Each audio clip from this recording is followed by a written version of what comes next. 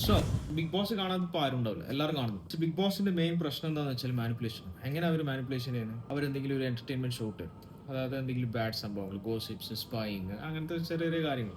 അപ്പോൾ ഇതെല്ലാം കാണാൻ അറിയാൻ ആൾക്കാർക്ക് ഭയങ്കര ഇൻട്രസ്റ്റഡ് ആണ്. അതായത് അപ്പുറത്ത് എന്താ നടക്കുന്നത്, ഇപ്പുറത്ത് എന്താ ചെയ്യുന്നത്, അപ്പുറത്ത് വീട്ടിൽ അവൻ എന്താക്കുന്നത്, ഇങ്ങനത്തെ കാര്യങ്ങളെല്ലാം എല്ലാവർക്കും കാണാനും ഇങ്ങനെ ഈ കണ്ടിരിക്കാൻ എല്ലാവർക്കും ഒരു എന്തോ ഒരു മാനസിക പ്ലഷർ. എനിക്കറിയില്ല എന്താണ്.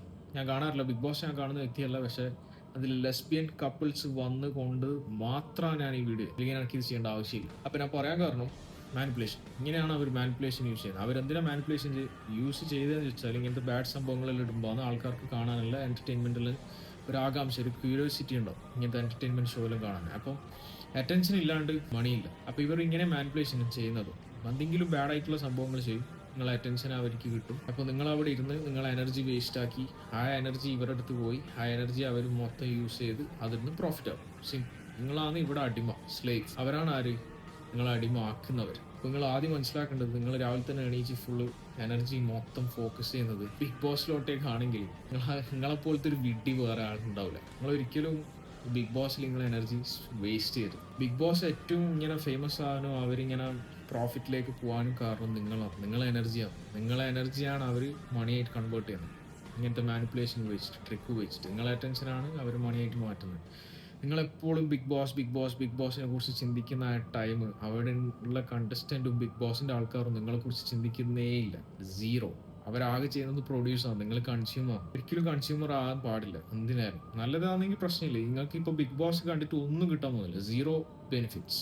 നിങ്ങൾക്ക് അതിലുള്ളത് മൊത്തം ഡിഫക്ട്സ് ആണ്, ഡേഞ്ചറസ് ഇൻഫ്ലുവൻസ് ആണ് ഇതിൽ വരും. വേറൊന്നും വരില്ല. നിങ്ങൾ അതുമാതിരി വൾഗറാകാൻ ചാൻസ് ഉണ്ട്, ചീത്ത വിളിക്കാൻ ചാൻസ് ഉണ്ട്, നിങ്ങൾ അതേമാതിരി ഫൈറ്റ് ചെയ്യാൻ ചാൻസ് ഉണ്ട്. നിങ്ങൾ ഓട്ടോമാറ്റിക്കലി അതിൻ്റെ ഇൻഫ്ലുവൻസ് ആവും. പ്രത്യേകിച്ച് കുട്ടികൾക്ക് ഒന്നും അറിയില്ല ശരി എന്താണ് തെറ്റെന്താണ്, എല്ലാവരും കാണുന്നു. പിന്നെ രണ്ടാമത്തെ ഒരു ലെസ്ബിയൻ കപ്പിൾസിൻ്റെ ഒക്കെ പറയാനായിട്ട് ഞാൻ വന്നത്, കാരണം അത് പറഞ്ഞേ പറ്റും. ലെസ്ബിയൻ കപ്പിൾസിന് ഒരിക്കലും ഒരു റിയാലിറ്റി ഷോയിൽ കേറ്റേ ചെയ്യരുത്. പ്രത്യേകിച്ച് ഈ കുട്ടികളും ഫാമിലി എല്ലാം കാണുന്ന ആൾക്കാർ ലെസ്ബിയൻ കപ്പിൾസിനെ ഒരു രീതിയിലും റിയാലിറ്റി ഷോയിൽ പങ്കെടുക്കാൻ വിടരുത്. കാരണം ലെസ്ബിയൻ കപ്പിൾസിന്റെ അവരിപ്പോൾ ലെസ്ബിയൻ ആയതുകൊണ്ട് എനിക്കൊരു പ്രശ്നമില്ല. അവരെന്തും ആയിക്കോട്ടെ, ഇപ്പോൾ ലെസ്ബിയൻ ആയിക്കോട്ടെ, ഇനിയിപ്പോൾ LGBTQ+ ABCD എന്താണോ, എന്ത് വേണമെങ്കിൽ നിങ്ങളായിക്കോ, എനിക്കൊരു പ്രശ്നമില്ല. പക്ഷെ അതൊരു റിയാലിറ്റി ഷോയിൽ കുട്ടികളും വീട്ടുകാരും കാണുന്ന ഒരു ഷോയിൽ നിങ്ങൾ വന്നിട്ട് അവർ ആഡ് ചെയ്ത ബിഗ് ബോസിന്റെ വലിയ തെറ്റാണ്. രണ്ടാമത് മോഹൻലാൽ അതിനെ സപ്പോർട്ട് ചെയ്യുന്നതിൽ എനിക്ക് പ്രശ്നമില്ല. മോഹൻലാലിനെ സപ്പോർട്ട് ചെയ്യണമെങ്കിൽ സപ്പോർട്ട് ചെയ്തോട്ടെ. പക്ഷെ അത് റിയാലിറ്റി ഷോ വന്നിട്ടല്ലല്ലോ സപ്പോർട്ട് ചെയ്യേണ്ടത്. അതാണ് അവിടുത്തെ മെയിൻ പ്രോബ്ലം.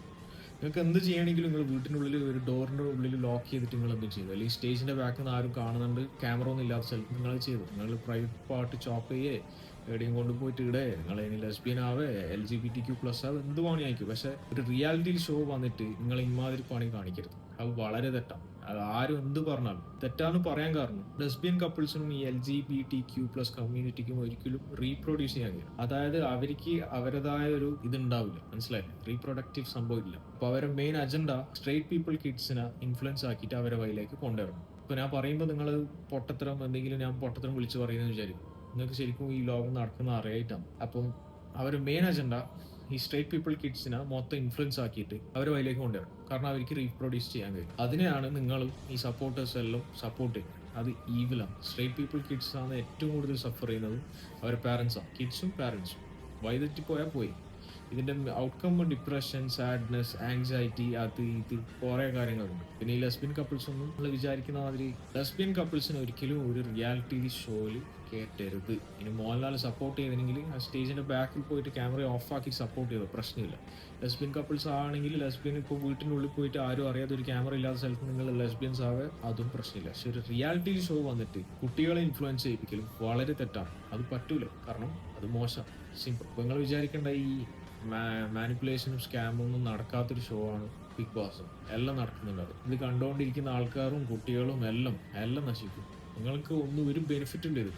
അവർക്കാണ് മൊത്തം ബെനിഫിറ്റ്. അവർക്ക് ഫെയിം കിട്ടും, പ്രോഫിറ്റ് കിട്ടും. ഇപ്പം ഫെയിം കിട്ടിക്കഴിഞ്ഞാൽ പിന്നെയും പ്രോഫിറ്റ് കിട്ടിക്കൊണ്ടിരിക്കും. ബിഗ് ബോസ് നിങ്ങളെ എനർജി ഉപയോഗിച്ചിട്ടാണ് അവർ വലിയ സംഭവമാണ്. അത് നിങ്ങൾ ആലോചിക്കണം. അപ്പോൾ അത് നിങ്ങൾ വ്യൂസ് കൂടുമ്പോൾ അവർക്ക് ഫെയിം കിട്ടും, ഫെയിമിലൂടെ മണി കിട്ടും, അങ്ങനാവും ഇങ്ങനാവും. ഇതല്ലോ. അപ്പം നിങ്ങൾ സൂക്ഷിക്കുക, നിങ്ങൾ കുട്ടികളെ ശ്രദ്ധിക്കുക. ഞാനിപ്പോൾ വലിയ ആൾക്കാർ കാണുന്നതാണെങ്കിൽ ഇതിൻ്റെ എഫക്ട്സും സൈഡ് എഫക്ട്സ് എല്ലാം ഇതാണ് സംഭവം. അപ്പോൾ എല്ലാവരും മനസ്സിലാക്കി ചെയ്യുക.